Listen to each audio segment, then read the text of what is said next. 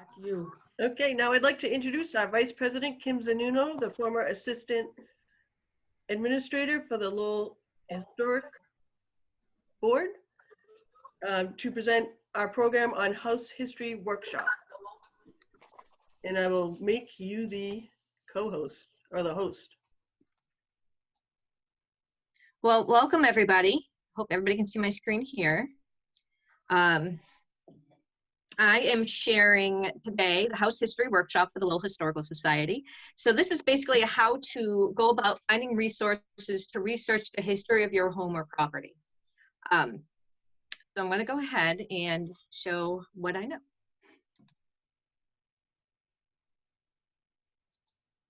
Okay, first thing I want to say is please keep track of your sources. If you're a genealogist or do any sort of work and research, it's really important that you keep track of your sources so you can go back and double check them if you need to. You can do this using index cards. You can do this using notebooks, and there are several digital templates you can make up to do this. But as you're going along, you're going to find as you're doing this, you're going to be referring back to a lot of the things you had looked at. It just helps you to keep track of what's going on with your research into your home. The types of resources I'll be going over are the historic surveys, local historic forms, the National Register of Historic Places. I'll be going over some public records that are available, municipal public records that exist, city directories, maps and atlases, census records, and of course the Registry of Deeds. And also to make note of some organizational archives that might help as well. Now, I did say this can help. Some of it's focused on Lowell, but you can use these resources from pretty much anywhere, and I'll show as we go along where you can get these resources. And we will be listing, putting a list up with links to these resources on our webpage. First off, we're going with the Registry of Deeds. I'm not going to profess to be an expert in this. That would be the registrar. That is really the expert, and he does things on this. But I'm going to show you the basic ways how deeds can help you research your home. These are records of land ownerships and transactions. Deeds can tell you the name of a grantor, people granting the seller, name of the sellee, person who's buying the home. The deed can tell you the type, if it's a quitclaim, a mortgage deed, or whatnot. It describes the property, any plans that are associated with the property, and of course the chain of title, which is the title search. If you go to masslandrecords.com, this is what you will see. And this really is where you would go to search. If you see here, this is Richard Howe, the registrar. He is fantastic, and so is the people working there. They can always help. And I know that he has done before workshops in the past of how to use these to research their home. So he's a great resource that the whole Registry of Deeds for the Northern Middlesex is. Again, if you are not in Northern Middlesex, then you can go ahead and find the Registry of Deeds, and most are done. Essex County, I know, is done. Online, you can also search. Most are available now. But if you go to Mass Land Records and you see right here, you can do last name, first name. If you hit the search criteria, and it shows it down the bottom here on a bigger screen, you can do a property search, or you can do a search by name or book search. What you need to know is that there are grantor and grantee indexes pre-1976. After 1976 is in this main one. I know it sounds confusing. Really just take the time to go in and really look at what you're trying to look for. It can be very confusing. This is an example of a deed. So I'm going to go and show you where on the deed it's going to help you find out more about your home. So right here, this is the grantee. So this person is granting to these two people as joint tenants, and this address happens to be 40 B Street. There is a description here that says southerly side of B Street, with numbered 40, so you know that information is correct, containing 4,000 square feet, being shown as Lot 8, and it describes the plan, and it lists the plan as it being a Book of Plans 5719 and thus bounded. That's important. That's something you would jot down because you can go into the plan search and pull up that plan. Also, what's interesting, if you keep following the information, it says subject to restriction along B Street, forever kept open for a public sidewalk. Then after that, it says being the same premises conveyed to the grantors by deed of this person with this date, and they give you a book and page number. What you would do is plug in that book and page number and work backwards to get all of the name of the people who have owned the property. It's not necessarily people who have lived in the property. They could just be renting it out to other people. But at least this will give you names to start and dates where the land has, what hands the land has gone through time. This is the plan that's associated with that. So it shows Lot 8 here on B Street. So also helpful to have that and maybe print it out or keep a digital copy for your records. And this is an interesting one that I did for a friend of mine in North Andover. As you can see, Essex County. These are the kinds of restrictions you might find very interesting. It says, said premises conveyed to the subject to the following restrictions: no flat roofs on the main houses, no houses moved onto the property, no outbuildings, and they say exactly all main buildings are not to be closer than 15 feet to the street line, no garage should be built closer than 50 feet to the street line, no keeping of swine or cattle, and no liquor to be sold, except for medicinal purposes. And if you look at the date right here, 1928, that is in prohibition. So that's one source, is to do the research. You can start with your deed and work backwards and find all the people who have owned your land back. And that's usually where I start, because that starts giving me the names and the dates. The next thing I'm going to talk about is MACRIS. That stands for the Massachusetts Cultural Resource Inventory System. This here is a fantastic database. The Massachusetts Historical Commission is the state historic preservation office. What they do is they have a digital database of all the information on historic homes and properties. What it is these two types of survey forms are all done, and they're all put into this database that you can search. So what does that look like? Well, first off, the type of survey reports are important. We have A, survey form A's, which are areas and neighborhoods, developments, a cluster of resources, including cemeteries. B is for buildings, either commercial or residential, any type of building. C are for objects, monuments, and statues. Form E is burial grounds, but they're as a group setting, they're not individual by stone. So if you're looking for individual stone information, that's not the form to look for, that's an overall. And G is landscapes, so area formed by identical buildings on one side of the street.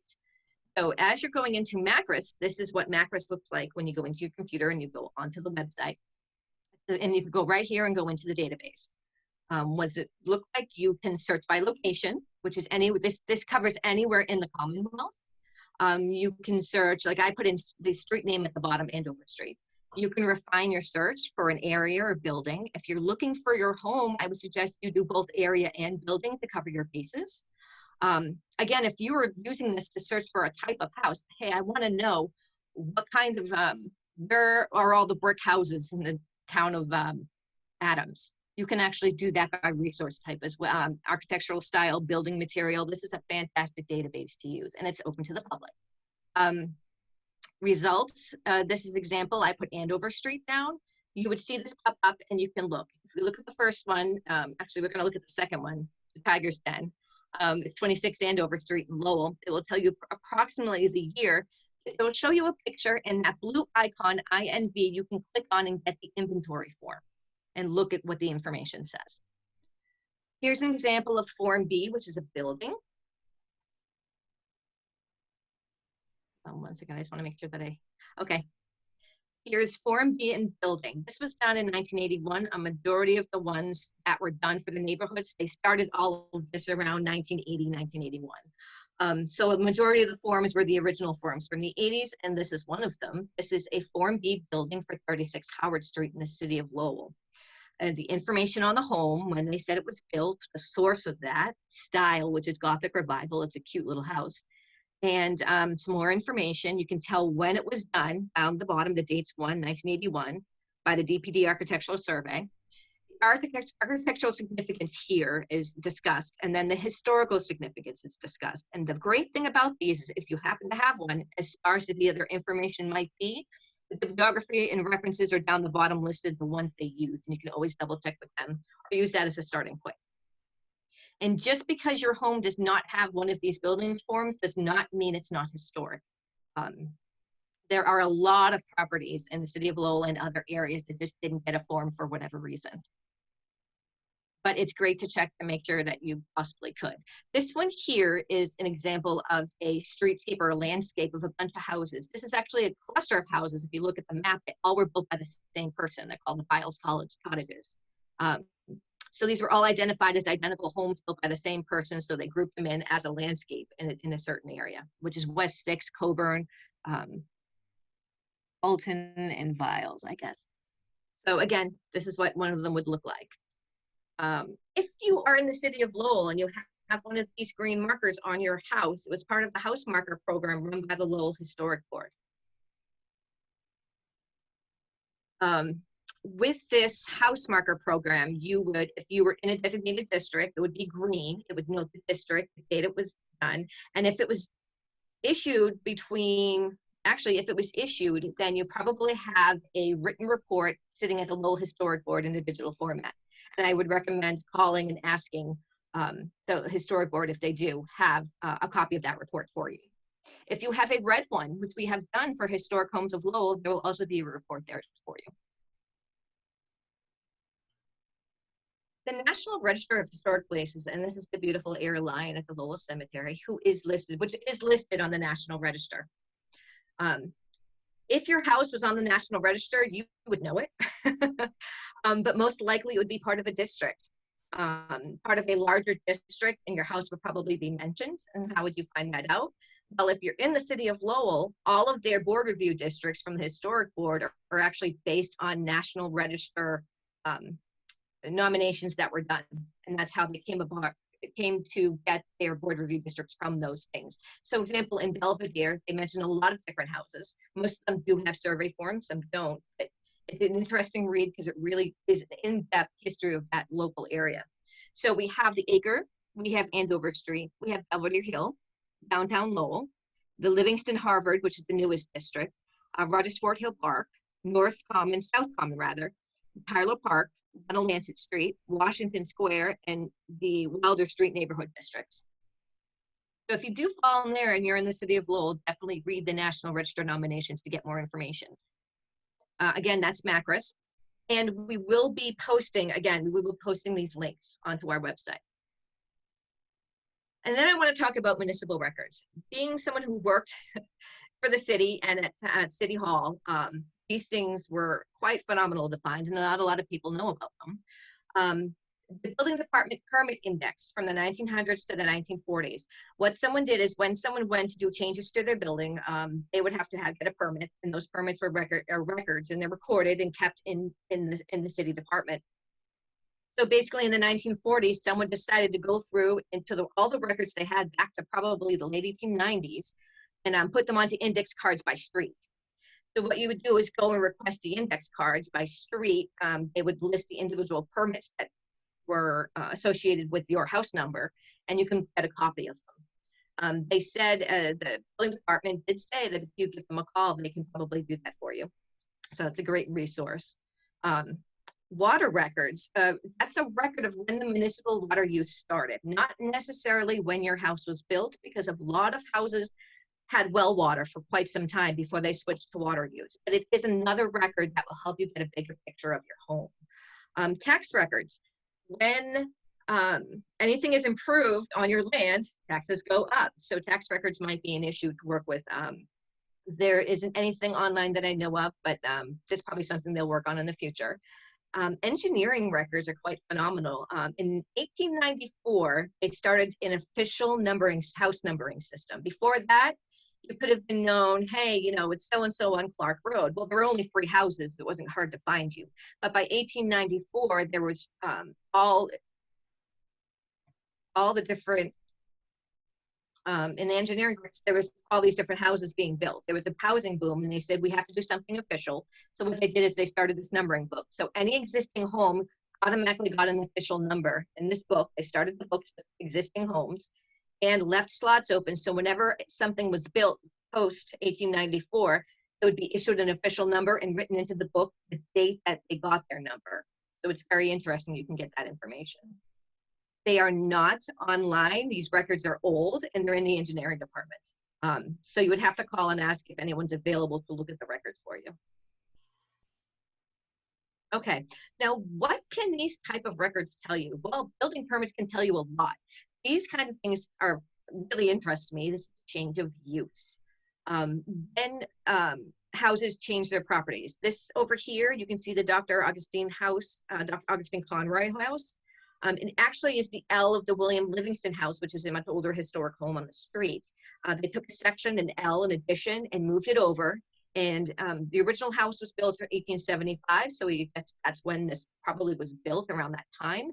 But it wasn't converted until 1928. It was a 1928 conversion permit that really explained what had gone on with this property. Also, we have the Joshua Clark House, and this is one of its barns. The house was built around 1810, and barns had come, but it wasn't converted until 1917. And this is at 125 Clark Road. This one's very interesting. This is in Tewksbury. This is the Dr. Enoch Foster House, the rear L, and this is now located on Dewey Street. Before the town hall was built, that property was occupied by the Enoch Foster House, which is a pretty big grand house of a founding father, one of the founding families of Tewksbury. What they did was they raised it to make way for a new town hall. They had saved this section and moved it over past that to the very rear, which ended up being onto Dewey Street later on. So that is the rear L to the bigger property. Another thing they reused is a carriage house. They actually used it as the Tewksbury Firehouse, I think up until the 1980s, until they built a new one. So that's another example of a section of a home that was taken and made into its own residence. So this here, Department of Planning and Development does have some of these interesting cards that were put through. They had to go through and get pictures and a little survey of the buildings in Lowell. Does it tell you a whole lot? Maybe not, but it can get you a fantastic picture, a candid snapshot of the time. I do want to talk about city directories. These are fantastic guides. Every city or town pretty much went out and did city directories, which is just, or town directories, which let people know, especially later on, who's there and what they did. But again, 1894, the cities were numbered. These are the two things you have to remember. And 1917 is the first year of street listings, which will really help you with your home.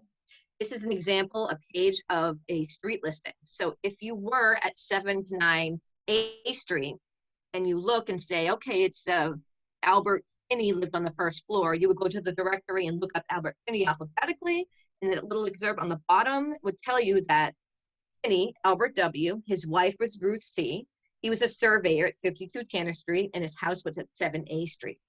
Now, prior to 1917, there was not a street directory that tells you this type of information. So unless you have a name, it's like a needle in a haystack to find out who might be living in your home. Now, these directories, there are, I believe, a full set at the Pollard Library.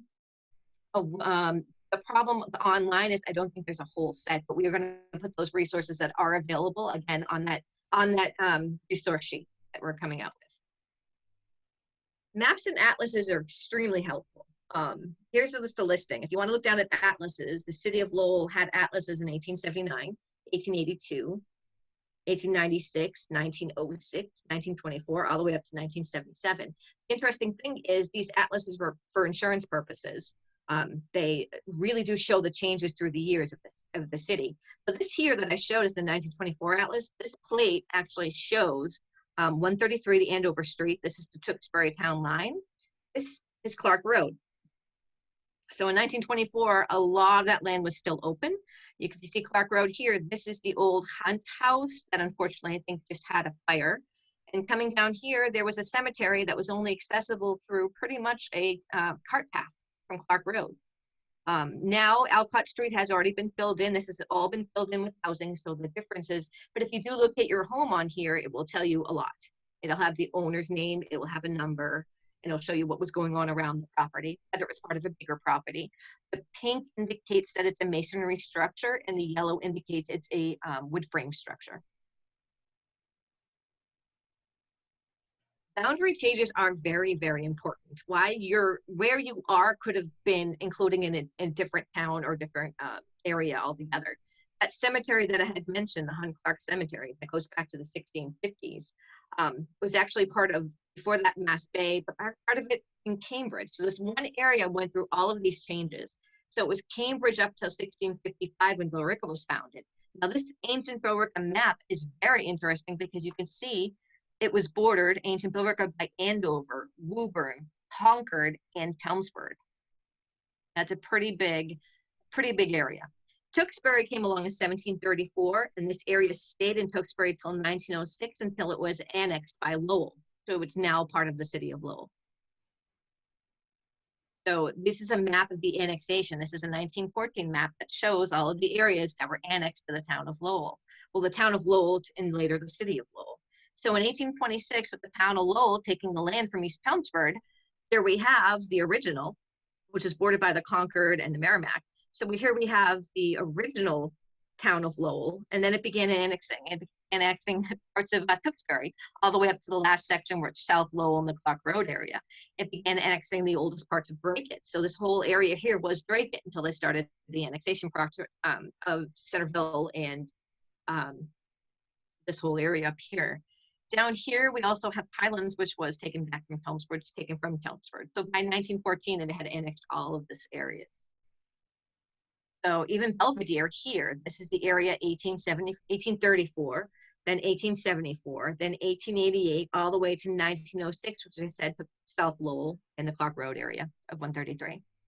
But so if you lived in these areas, as you're going back in time, the public records would change from the city of Lowell or the town of Lowell back to Tewksbury. So as you're going through these records, if you do genealogy, you recognize some of them. Here's a census record. Genealogists, this is, very important to them. Every 10 years from 1790 to 1940 was a census record taken, where the census were taken. Of course, 1890 records are not available. Why? Because the warehouse that they were being stored in was lost in a fire in DC. So the 1890 is not available. This one here is the 1900 Federal Census of Lowell. Again, you can use this anywhere, and as I said, it's federal, so it doesn't matter where you are. You can use these to figure out properties. Here we have the street. They went in a pattern around streets, so if you figure out the pattern, sometimes you can locate where your street might have been. 11 Stevens Street right here, so we have the name, the relation to the head of household. There's a head, and then there's a relation. Of course, there's personal description, when you were born, how old you are, if you're married, how long you've been married, women, if you're married, how many children do you have, how many children are living, where were you born, where were your parents born, your mother and your father, your occupation, your education, and whether you rented or owned your own home, whether the home you're being recorded in is yours, you own it or not. So very interesting information that will help a lot.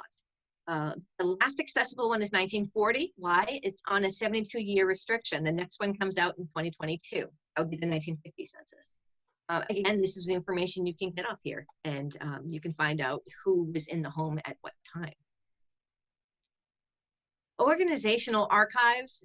The Lowell Historical Society has archives. The Pollard Memorial Library is a great resource. The Center for Lowell History. Any local historical society, if you found out where you are, used to be part of Dracut, and you can go to Dracut Historical Society and get more information. There's the New England Historical Genealogical Society. And we have the Library of Congress. Library of Congress is interesting. I think I have a little bit on the HABS project. These two projects, the HABS and the HAER, is, if it says here, the Historic American Building Survey and Historic American Engineering Record Collection. They're great to look at anyway. Sometimes you might get lucky. Maybe someone famous visited, and when someone took a picture, your house is in the background, or your building or property. Again, you could be researching your church, you could be researching your business, place of business, or a home. But this year, if you haven't looked there yet, it's a very interesting thing to go through, and it's great. Okay, so what do you do with all this information once you have it? When I did the house marker program, would put them into a report, and I related it to looking at the big picture and telling the story. If you look at the big picture and tell the story of your home to somebody, or tell the story of your building to somebody. That's the best way to find out if there's any holes in your story that you need to do a little more research and find out about. Sometimes when you're looking at all the details, it's harder, but when you stand back and look at the big picture, sometimes you see little holes that you want to fill up with your research. I do want to talk a bit about architecture. Some common styles that you might see around the Northeast. Here are the most common styles that we would see around the city of Lowell, or we would see in the Northeast in general. The one is a colonial. Well, obviously, that's the earliest. They're very functional, and sometimes they're undercover. And I'll go over that later. Sometimes you may not realize you have a colonial.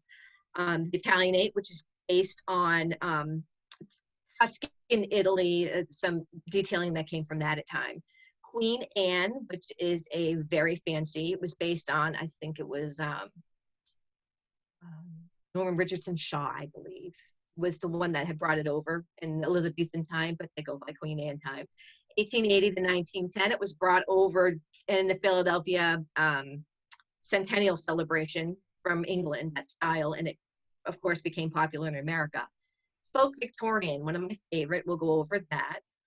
Colonial Revival, which is happened again after the centennial. People wanted to go back to their colonial roots, but a little more, a little differently.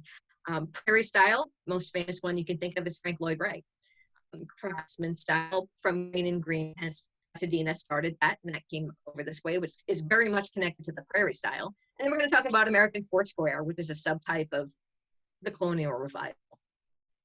So, colonial homes in Lowell, there are actually a few. Actually, there's more than a few. Some of them were kind of hidden. We didn't know about them until much later. But this is the Joshua Clark House. We have a lot of documentation on this. It's from 1809. The other Thomas Clark House is down the street, and it's so we said, as I said, there are a couple on Clark Road. There are some in Buttman. There are scattered across, and as I said, Lowell had taken the oldest sections of Tewksbury and Dracut. So, and even parts of Chelmsford that were older. So we did get a lot of colonial homes when we took the annexations. Because as I was saying, they're unassuming. Sometimes you don't know because they're often altered in a way. They're given different clapboarding. They're vinyl sided. They're changed in a way that you wouldn't know that you have such a, an older home. Interiors are gutted often. So by doing the research, you can be pleasantly surprised that your home is older than you think, despite being as plain as it is. Italianate homes. This one's over on Andover Street. Absolutely gorgeous. When you see an Italianate house, you have to think, there are a couple of things that stand out. One of them is, well, there's that fancy cupola on top, makes it extra. When you think Italianate, you think decorative brackets, decorative string course. These are called coins. But it's more than that. High-style Italianate homes will have the first floor. There is a very vertical element to them. And what they are is they express the vertical. So you'll have tall, skinny windows, often taller and skinnier than the ones on the second floor. It gives you the illusion of a big, tall Tuscan villa. So if you look at the first floor here, all the windows and everything here is meant to elevate up to the second floor, which is the windows usually aren't as skinny and tall as they are on the first floor. But if you think Italianate, it's usually those brackets that give it away. So when you see Italianate detail, it's usually the brackets that say, okay, those things, that's definitely an Italianate home. This is a Queen Anne home. This one's in Belmont. And I have to say, the interior is just as fantastic as the exterior. Queen Anne homes are generally asymmetrical. You'll find a lot of irregular roof lines. Multifaceted, very busy. There's a lot going on in these. They dislike in Queen Anne homes having flat walls. So there's so much going on that will take away from the flat wall, whether it be different elements. This one has a touch of shingle style as well. But there's turrets, there's different fancy elemental chimneys. A lot going on in Queen Anne homes. On high style Queen Anne homes. Hey, Kim, can you mute us all? Yes, hold on one second. Thank you.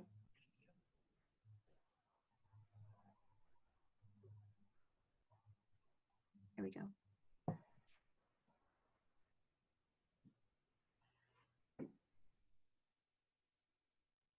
Okay. So here is Folk Victorian. This is my favorite style. This is close to my home because this is a house that I had owned. So I know that it dates back to 1892. What makes it a Folk Victorian? If you take away all the decorative elements, it's basically a farmhouse structure, simple and functional. But being for the working class, these homes were given certain elements to elevate them into a certain style. So what you'll see is over the doorposts are Italianate. There were once brackets up here. It now actually has asbestos siding, which changes the look a little bit, but you can see the decorative brackets that are underneath the corner right here. And the bay window. So the folk Victorians are basically basic form houses with bits of high style decoration put onto them. Very important in Lowell because this is what a lot of the worker housing was made from. You didn't, workers weren't living in high style Queen Anne homes. They were working in downtown and working in living in these types of homes. This is a high style colonial revival. This is the William Trull House around 1910 on Andover Street. This type of roof line is called a Dutch gambrel. It falls under Dutch colonial homes. When you think colonial revival, think symmetry. Symmetry is very important in the colonial revival. See, everything kind of matches each other on the sides of the facade. A block form, a functional form. Palladian windows, which are from, it's usually a central window that's bigger, flanked by two smaller windows. Very common, you'll see those. And decorated cornices and pediments right here. These usually have, over the dormers, usually you would see decorative pediments. Classical columns on the porches. Dental, when you think dental moldings, I think teeth. They look like little teeth. Those are the types of details that you'll find, whether on folk Victorians in a smaller scale or onto colonial revival. American Foursquares are quite cute. This is actually one of the, if you've ever called a Sears house, a catalog house. American Foursquares were basic square blocks, highly functional, and giving detailing to make them look like whatever was in style at the time. This one here seems to have a little bit of an element of a prairie style where it has a flatter roof, bigger eaves. You can put a fancier porch on there, and you can put a pedimented dormer, and it would look just like a colonial revival. So really, these again were like, is vernacular. It's a folk. This is just another example of colonial revival. Over the doorway, you can see the window here, but again, very symmetrical. Tudor revival. These are one of the Tudor style is one of the ones you can say, oh yeah, it's easily recognizable, mostly because of the stucco with the decorative timbering. So you usually have very steep roof lines and cross gable here. But it's one of those houses you're like, yeah, neo Tudors you see a lot now, which that kind of decorative timbering are on. Craftsman and Prairie homes are completely different from the styles that came before it. As I said before, Prairie, Frank Lloyd Wright was a big thing. It is a rejection of everything classical. It's really a return to using rustic elements for the Prairie style. It's using, and Craftsman too, using rustic elements. It's a basis, instead of going vertical like the Italianate, to go horizontal, down to the earth, kind of bring it up to the earth. It's supposed to emulate Prairie style, the Prairie in the Midwest. This one here is a great example of Craftsman Prairie. So after rejecting classical elements, it's open and flowing. Instead of these high styles that had distinct rooms for the public and for the family, for the private, everything was encoded into little different rooms. These plans were quite open and they flow throughout the entire room. I just got a message saying my internet connection is unstable, so I apologize ahead of time.